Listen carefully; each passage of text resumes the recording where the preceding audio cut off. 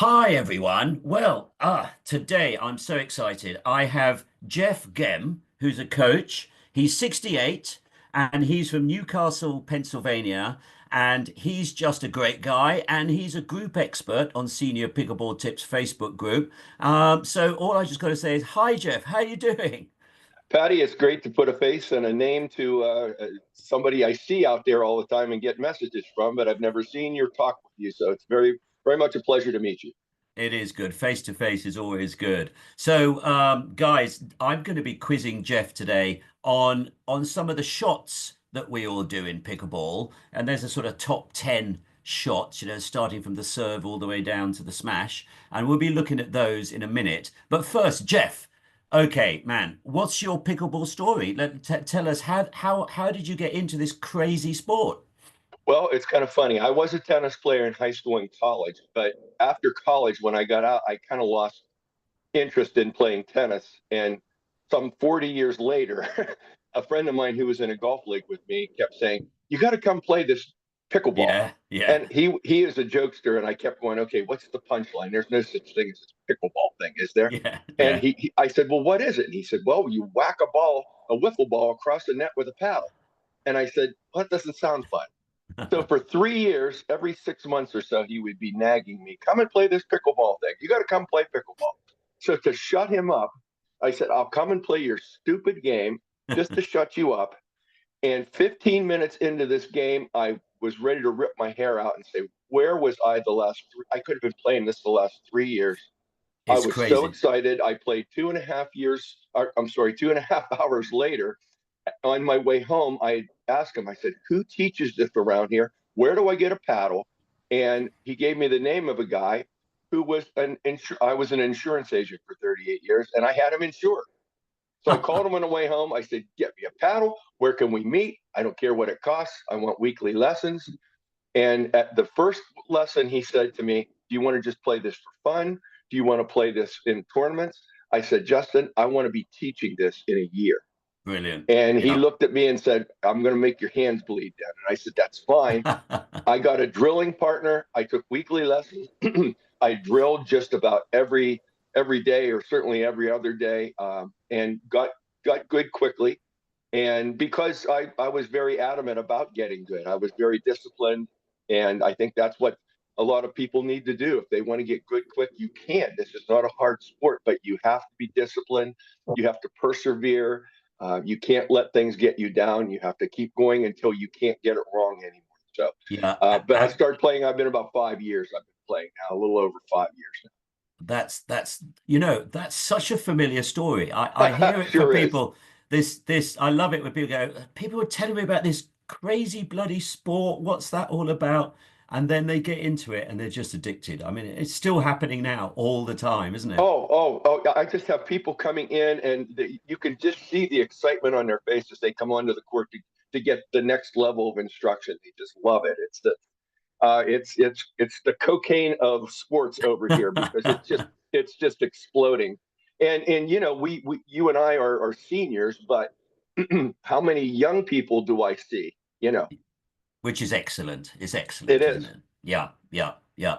Okay, well, thank you, Jeff, for that. Yeah, it's a common story similar to mine. So, Jeff, you're a coach. Tell us what kind of level you coach at, how many coaching sessions you do, and then we'll get on to some of the shots if you don't mind. Sure. I work for a big country club conglomerate, I would call them. They own four country clubs and a tennis center, and I'm the pickleball instructor for that. And so they keep me busy as I want to be, at least. I have Monday and Tuesday nights pretty much throughout the fall, winter, and spring, and I coach mostly beginners, advanced beginners, all the way up to 3.5 players. And then I do have some 4.0 students that I also coach on a private level. But I do mostly clinics, and with about 8 people. I don't want to go more than that because I don't really feel I can do it justice to individuals if I do more than that. Yeah. Then there's a new pickleball center that just opened 3 minutes from my house. Wow. 6 courts, bar and restaurant, iPad on the courts, overhead cameras. you name it, they got it. And so I teach there some Saturday mornings. I have a couple beginners classes, and these are people that are brand new to the game, and I teach that. And then I have a different country club I go to in the summer if I want to go get extra, do extra lessons. But it's usually, I would say, 10 to 15 hours a week, and that's a really nice thing. Being retired, I can still play myself. I can go fishing when I want, but then I get to teach, and it's a nice little second job for me that now that I'm retired. Oh, that's absolutely fantastic. So basically, you're teaching sort of what we could call absolute beginners, and then they become what you might call advanced beginners or novices. Is that right? Correct. I'd say that's correct. And that's around about a level of, although rating doesn't matter too much, sort of 2.0, 2.5. Yes. And then I do a thing called, and I think a lot of people like this. Once I give them lessons for 1 or 2 months, then I create a league for them. And I'm sure you're familiar with a ladder league. So Great. what I do is I call it an instructional ladder league. So they play for an hour, but for the first half hour, when they get there, we book an hour and a half time. In the first half hour, I will teach a new skill, and I'll go over that skill with them, and then I'll be watching for that skill, and then I watch two groups play simultaneously. When a point's over, I'll go in and say, okay, why were we not up at the line? Why did we kept the ball and we hit the ball on our side? We didn't keep it in Yeah. front of us. I think that's really valuable because a lot of the time coaches are just, this is how you play the stroke. But to Right. actually intervene in a live game, I And, think and, really and helps. don't we all want to play, Paddy? I Yeah, mean, that's yeah, why we're here. So yeah, they have the yeah, fun of playing, but then they have the fun of having me come in. And hey, it's great when you get to yell and make fun of people for and get paid for it. I mean, who yeah, doesn't like that?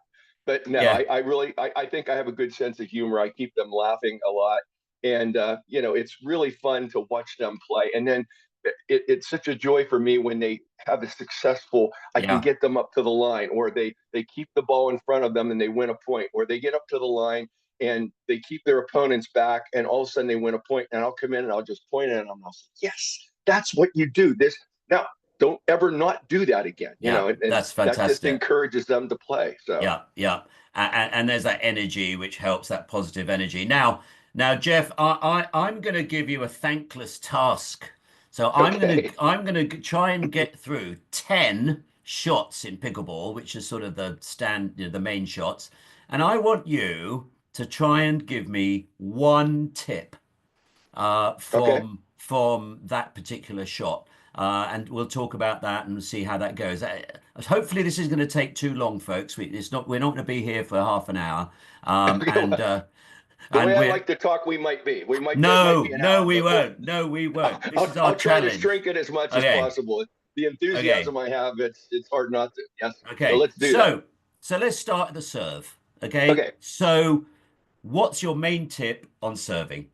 Make sure your energy starts on your back foot and transfers to your front foot so that we get that movement and you use your whole body and your legs to generate the power. Oh, that's fantastic. I mean, one thing I say is one of the early podcasts is the serve, and I said my main tip is get the bloody thing in.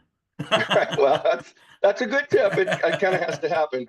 And I always ask them to try to get it deep. So that's Yeah, why I want to promote that leg strength so that they can get it back. Yep. very good. Okay, excellent. Okay, return of serve. Return of serve is the same as serve. This is the concept I want to get to them is all they have to do instead of standing in a pronate position is they have to move, anticipate to where the ball is going to go, forward or side, and then get in serve position. Turn their body, have the have it there, and then just use their legs and drive the serve back. And again, we certainly want to get it in, but we also want to get it deep. And I Yeah, suggest high because yeah, I want them to have time to get up to the non-volley zone. that's exactly what I say. High and Yep, deep. yep. Fantastic. Absolutely brilliant. Okay. Okay, there's a debate going on now about third shot drop, fifth shot drop. Probably not too relevant for sort of a beginners and advanced beginners. But talk about the third shot drop. Okay, third shot drop. What we want on a drop shot. is we want to wait till the ball is actually starting to fall. I see people trying to hit the ball at apex, and it's already pretty high. And as a result, they don't get that loopy shot. They get more of a linear shot that that tends to dwell longer and lets the other person take it out of the air, a lot of times at net height or above. So if they wait for that ball to start to drop just ever so slightly, then they have that upward stroke, and then the ball is going higher, but it's also dropping quicker, and it gets into the kitchen and it gets their paddle, the opponent's paddle below the net. That's the important thing. Everybody says about the third shot drop, well, it has to hit the kitchen. It doesn't. It has to get their paddle below the net so that they can't attack. Absolutely brilliant. Absolutely brilliant. Right. So let's just touch on this third shot drive, fifth shot drop. Let's just touch on it. Some people listening might be at a higher rating, and it might Sure. this might be, and it's interesting for me. Where do you stand on that? It's something that's kind of changing in the game now, but maybe at a slightly higher level. Okay, so I take it from a personal standpoint of how good am I at dropping, how good am I at driving, and then how good are my opponents at blocking drives, and how good are they at handling third shot drops. So we one of the things I like to coach is we can't just play our game anymore. We have to play our game combined with their game. Yeah, What do they lack? What are we yeah, good at? So yeah, if we're hitting third shot drives, I have a lot of students who are just starting to drive and they just hit it willy nilly, as you might say in overseas. But they yeah, just hit willy nilly anywhere, and all of a sudden, if they're hitting it too high, what we always say, and you probably say this too, Patty, is if it goes over fast, it comes back fast. yeah, So if they're good at driving and they have especially a little bit of a topspin drive and they can hit it away from people where they have to stretch to get it, then I'm saying let's drive the ball. But honestly, I take it on an individual basis. If I'm playing against somebody, I'm really trying to hit it. I'm trying both shots out to see how good the other opponent is, and then I'm going to go from there. So if you're a higher level absolutely. player, Yeah. figure out what your opponents can't do and do that. But be I, prepared to do your part and make sure you're good at driving and good. I would go drop to be safe. If you said you have to do one or the other, I'd say third shot drop. But yeah. if you can drive it well and you can block it short, then you come up with that fifth shot drop. Then I like that also, because then you're dropping it not from 22 feet back from the net. You might be dropping it from 15 feet back Yeah, from the net. yeah, And you yeah, can be more, you can keep it lower, and you have more advantage that way. yeah. So um, We'll keep an eye on that debate, that third shot against the fifth absolutely. shot drop. It is mainly for more advanced players, players far more advanced than I. But it is something that I'm looking at. I mean, I came from a tennis background, so to hit a slightly top spin drive fairly low over the net for me is not too difficult. So I suppose a lot of ex-tennis players out there may be thinking that as well, which is interesting. Okay, let's move on. Okay, we mentioned the drive for the forehand drive. This is a big shot in pickleball. A lot of people will go to their forehand drive a lot. What's your biggest tip on the forehand drive, Jeff? It depends on where you are, is how much power you can use. I like to, used to think about percentages. So if I moved into the transition zone and I'm maybe 5 feet into the transition zone, I can't hit it as hard as I could if I was behind the baseline. So I like to use a 75, 50, 25 mix. If I'm a third the way in the transition zone, I'm going to pull my paddle back to 75%. I'm not going to go clear back to 100, and Yeah, I'm going to drive with that. If I get halfway in, 50%. I'm going to pull it right back to my back hip, and 25% if I'm three quarters of the way into the transition zone, but not up to the non-volley zone yet. My paddle's in front of me, and I can drive it from there. If you do that, and especially if you're hitting cross court, that gives you a lot more cushion to have the ball land if they miss it. That's the whole point of this is if you hit a drive and it's a great drive, but it goes long, that doesn't really do you any good if the opponent knows it's going to go long. So you've yeah. got to temper that back so that you can hit a drive that's going to stay in if they miss it, and tempt them to try to hit it back. And also, one thing that I'm trying to do, which is that, well, no, one thing I'm trying not to do, I have this terrible habit.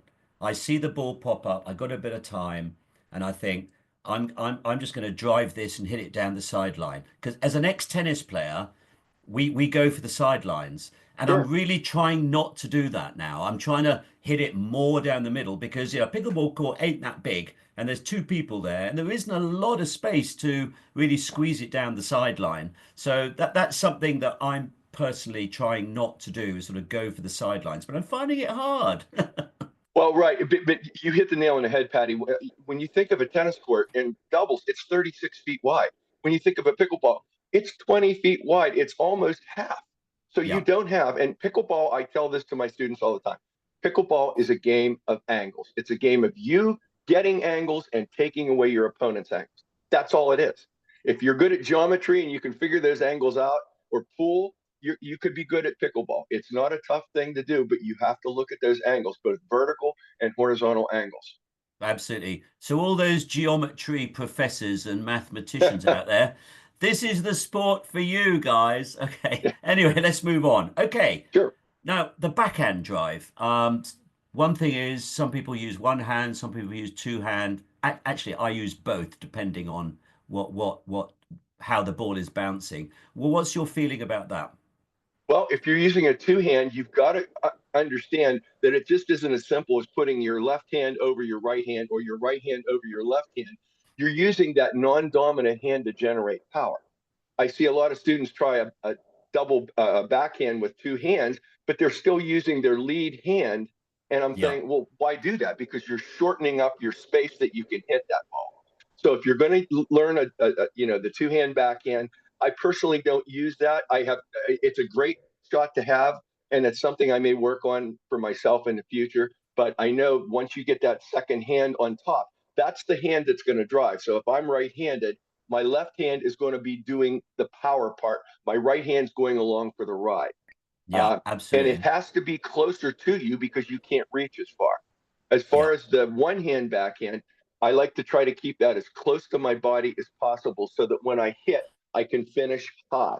This is the problem most people have with when they finish across their body and they don't finish high.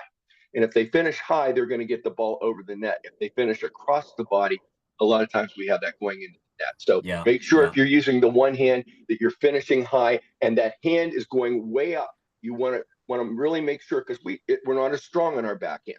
So we yeah. want to make sure we're getting every bit of power we can to drive that ball. Okay, fantastic. Okay, let's move on to the dink. Dinks, A lot of people say as seniors, this is our time to shine against maybe some of the younger players. So what's your main tip on the dink, Jeff? you have to keep your paddle about 70 to 75% away from your body, and you have to leave it there so that you can reach and take balls out of the air, and so that you can keep your paddle face nice and open and keep your arm disjointed from your body so you don't get stuck. So make sure that paddle is extended because we're only hitting the ball maybe 10 to 14 feet, depending on where it's going. So it's just a little love tap, but and never dink the same place more than 3 times in a row. Once you Okay, get it someplace, let's push it to a different place. yeah, Let's keep them guessing where it's going to go. yeah, very good. I mean, what made a difference with me a few months ago as a tennis player, I'm very side on. And then I was watching really carefully about dinks and how it's almost like you let the ball come to you onto your full body. So you're completely face on, and then you have your paddle down there. And once I started doing that on the forehanding, it made a huge difference. Absolutely huge. Yeah, one of the things I teach my students is I want them to track the ball with their paddle. So I teach a clock concept. So wherever the ball goes, my feet, my chest, and my paddle are going to be tracking that ball. Yeah, So yeah, that when the ball comes to me, I'm always square to where it's at. If it goes over to my opponent, then I'm going to twist my body around, feet, yeah, chest, paddle at my opponent. Wherever that ball is, I'm going to be waiting for it and I'm going to be catching it halfway on. yeah. Absolutely great advice, Jeff. Absolutely great. Now, the lob. Us tennis players love to lob, um, but it's not always effective. So, what's your thinking on that? It's rarely effective. And here's the problem I see with people is they try to do it when they're out of balance. And that becomes the problem because when you're not in balance and you can't control how far your paddle goes up and how much energy your paddle displaces, it's really hard to get it over. And you know, I play against one guy at 6'6" and he's young. And it's like I see my trying to lob over him, and it's like, okay, dude, you've got 22 feet to land it in. You again, this is the angles, isn't it, Patty? We talk about Yeah. angles all the time. Yeah. Your vertical angle when you're trying to lob over somebody's head that's 6'6" is not good. His No. partner's 5'11". Let's lob over that guy. But let's make sure that we're in balance when we're trying to do this, and let's make sure we practice it. I see Yeah. people trying to do shots that they don't practice. And if you're going to do that, let's get a drilling partner out, hit it over their dominant shoulder, and make them run back. That's I'm not a big fan of the lob against for advanced players because it's so easy for us to go back and get the ball. And then Yeah. even at 68, I can retrieve the ball fairly quickly and then Yeah. work my way back up to the line. So I haven't really accomplished a whole lot. Yeah. So I'm Yeah. not saying never lob, but I'm saying make sure it's in the right position and you are balanced so that you can make the shot you want to make. Yeah. You're absolutely right. I mean, one of my problems, especially when I first started, was because I'm quite good at lobbing. People come to the net, they're at the net, I lob it, and it goes in. And I'm thinking, oh, that's good. But over the time, as I've got a slightly better, and I'm playing with slightly better players, statistically, even though I might hit quite a good lob that goes in, statistically, the numbers of points I actually win off that lob is not as much as I'd I agree. imagine. I agree 100%. Now, one thing I've gotten good at is if on the return of serve, when my opponent comes up and we've got both people to non-volleys in, I've gotten pretty good at a top spin lob over top of both players Yeah, because I'm in balance. And especially if it's a little bit of a short return, I can hit that brush shot. It'll yeah, go over top of them, land in, but as it lands in, because it's topspin, it's going to from, accelerate away from them. So yeah, I've kind yeah, of it's a specialty shot I use yeah, once in a while, but yeah, I want to get them thinking I can't come all the way up to the line. That's what I want. I don't want them all the way up to the line. So I use that once in a while, even if it's a failure, it gets them thinking. Just like yeah, you probably use the shots down the line, even if you don't succeed, that your opponent goes, oh, guy likes to go down the line. Maybe yeah, instead of being more in the middle, I'm going to cheat over a little towards the line, and then yeah, that gives you more angles to yeah. hit to, right? So in term, Absolutely. it, yeah. So in terms of the lob, I think the general rule of thumb is if you're good at it, give it a go. If you're good at it, give it a go. But statistically, it's probably not going to win you a lot of points. I 100% agree. Yeah. Okay. Good. Let's move on. Right. So someone lobs you, you're going to smash it. So tell us about the smash. What's your one big tip on that, Jeff? Okay, so one of the things I see from people when somebody lobs it, I see them using far too much body movement, especially if it's a short lob. I tell people, high five. Where would you high five someone? Put your paddle out there and just push down. You don't need to get in tennis. Of course, we're taught to scratch the back of our heads, have our lead hand pointing up like we're playing volleyball and we're tracking the ball. That is all good advice if you have time to get under it. Most lobs, especially failed lobs, are going to be shorter than that, and you don't have time. And I see people, and their wrist will bend back like this, and then they don't get that wrist back, snap it in time, and then the ball goes long, or they snap it too quickly, and the Yeah. ball goes into the net. So Yeah. if you position your paddle like this in front of you, you just have to push it down.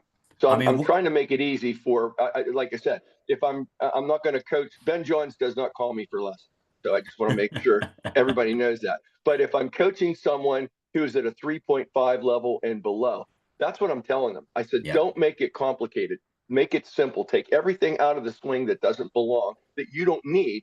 And if you have time, that gives you time to put your paddle up and hit angles. You Yeah. don't have to hit it hard. You just No. have to hit it away from people.